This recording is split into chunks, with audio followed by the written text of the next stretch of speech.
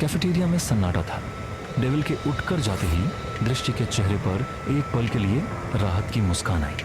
उसे लगा कि उस अंधेरे में शायद कोई रोशनी है, पर वह मुस्कान ओझल होने में वक्त नहीं लगा। तभी भारी कदमों की आहट हुई और 7 स्टार्स का पूरा झुंड दृष्टि की मेज के पास आ धमका। दृष्टि की निराशा उसके चेहरे पर साफ दिखने लगी। एवी ने एक कुर्सी खींची और बड़ी ही डिठाई से बैठते हुए बोला, क्या मिस लाल, तुम क्या कोई हड्डी हो जो ये गली के कुत्ते तुम्हें हर जगह सूंघ लेते हैं? जहां देखो वहीं मुसीबत पाल लेती हो। सैम ने तुरंत एवी के कंधे पर हाथ रखा और उसे चुप रहने का इशारा किया। माहौल में तनाव बढ़ गया था। तभी एमी आगे आया। उसकी आंखों में गुस्सा उबल रहा था। उसने कड़क आवाज में कहा, तुम्हारी प्रॉब्लम क्या है मिस लाल? क्या अब तुम हमें चैन से खाना भी नहीं खाने दोगी? तुम्हारी वजह से हर बार रायता फैल जाता है। एवी अपनी आदत से मजबूर था। वो फिर बीच में कूद पड़ा, पर एमी भाई, खाना तो हम खा चुके हैं ना, फिर चैन कैसा? एवी का यह कहना था कि एमी के सब्र का बांध टूट गया। उसका गुस्सा ज्वालामुखी बनकर फटा। उसने मेज पर रखे कटलरी बॉक्स से एक तेज धार वाली छुरी उठाई और चिल्लाया, तेरी तो बहुत हो गया तेरा ड्रामा। छुरी की चमक देखते ही एवी के होश उड़ गए। वह अपनी जान बचाने के लिए पागलों की तरह कुर्सी से उछला और कैफेटेरिया से बाहर की ओर भागा। उसके पीछे हाथ में छुरी लिए एमी भी चीते की तरह लपका। एवी इतनी तेज भागा कि केबिन की ओर जा रहे अभय के सामने से एक परछाई की तरह निकल गया और उसके पीछे पीछे एमी भी हवा की रफ्तार से गुजरा। अभय वहीं रुक गया। उसके पीछे आ रहे व्योम से उसने बिना मुड़े बर्फीली आवाज में पूछा, यह सब क्या तमाशा है? व्योम ने हड़बड़ाते हुए कैफेटेरिया का सारा हाल कह सुनाया। अभय ने कुछ पल गहरा सोचा और फिर कहा, एवी के लिए कोई डॉक्टर बुलाओ, उसकी दिमागी हालत ठीक नहीं लग रही। व्योम ने डरते डरते जवाब दिया, पर सर, डैनी सर तो पहले से ही एवी सर का इलाज कर रहे हैं। अभय ने गर्दन घुमाई और अपनी ठंडी नीली आंखों से व्योम को ऐसे घूरा जैसे वह उसकी रूह को चीर देगा। व्योम ने तुरंत अपना सिर झुका लिया और हकलाते हुए बोला, सॉरी सर।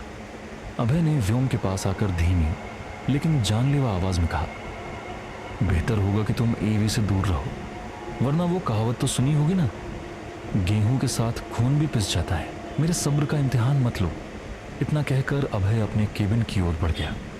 व्योम वहीं बुत बनकर खड़ा रह गया। उसकी सांसें अटक गई थीं और दिल इतनी जोर से धड़क रहा था जैसे सीना फाड़कर बाहर आ जाएगा। उसने ठंडी आह भरी और बुदबुदाया, बाप रे, बच गया। वह पहली बार अभय से सीधे मुखातिब हुआ था और उस एक पल के डर ने उसे एहसास करा दिया था कि डेविल का गुस्सा क्या चीज है। उधर एवी और एमी की भागम भाग अब पूरे ऑफिस फ्लोर को एक नए सर्कस में बदल चुकी थी। कैफेटेरिया में अब सिर्फ सन्नाटा और बिखरा हुआ खाना बचा था। सैम की नजरें दृष्टि पर जमी थीं। उसकी आंखें आंसुओं से भीगी हुई थीं और चेहरा सफेद पड़ चुका था। सैम के मन में सवालों का सैलाब उमड़ रहा था। वह उससे पूछना चाहता था कि क्या वह ठीक है, क्या उसे और चोट आई है, पर गद्दार होने का जो शक दृष्टि पर था उसने सैम की जुबान पर ताला जड़ दिया। उसने अपनी आवाज को सख्त बनाया और पूछा, क्या तुम्हारे फोन में व्योम का नंबर नहीं है मिस लाल? दृष्टि ने सहमी हुई नजरों से सैम को देखा। जी सर, सैम ने टोकते हुए कहा, जो पूछा है उसका जवाब दो। दृष्टि ने धीरे से सिर झुका लिया। है सर, सेव है। तभी विक्की आगे आया और अपनी गहरी आवाज में एक चेतावनी नुमा सलाह दी, अगर दोबारा बगल वाले ऑफिस का स्टाफ तुम्हें परेशान करे तो सीधा व्योम को कॉल कर देना। अगली बार हम खुद यहां नहीं होंगे बचाने के लिए। दृष्टि एक पल के लिए हैरान रह गई। उसे लगा था कि ये लोग उसे सिर्फ डांटने आए हैं, पर उनके शब्दों में छिपी सुरक्षा ने उसे चकित कर दिया। उसने बस धीरे से सिर हिलाया। सैम और बाकी लोग वहां से मुड़े और चले गए, पीछे छोड़ गए एक तन्हा और उलझन में फंसी हुई दृष्टि को। उधर अभय अपने केबिन में बैठा था।